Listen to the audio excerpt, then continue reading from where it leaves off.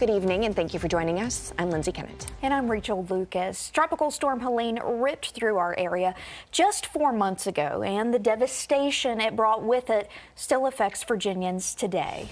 10 News reporter Jason Freund is working for you as Vice President JD Vance visited the state today to personally oversee how the damage is affecting the community.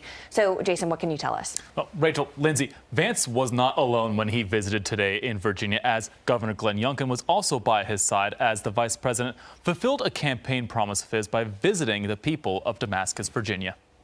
As the vice president and governor toured the town of Damascus, one talking point became common. Federal bureaucrats have been too slow.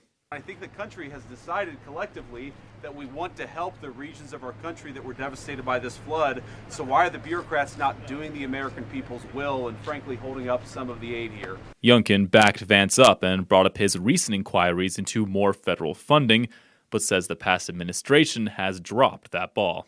What we also see is the federal government has really ground to a halt in getting the resources to us. There was a very large CR passed with a lot of disaster funding in it, and that money needs to flow. To Youngkin, Southwestern Virginia has been through enough devastation, and to wait another day is a day too long. As the vice president said, folks can't wait.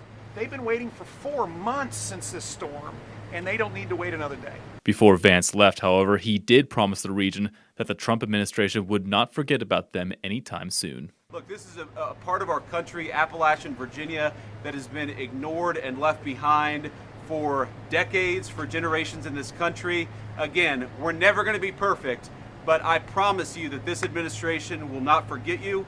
We love you, we're rooting for you, and we want to be part of this incredible recovery here in Southwestern Virginia. God bless you guys. Thanks for being here. Yeah. When Vance left, he was not able to give any definitive timelines as to when the Trump administration would push out more funding, but he did promise that he would get started once he got back in Washington. Back to you guys.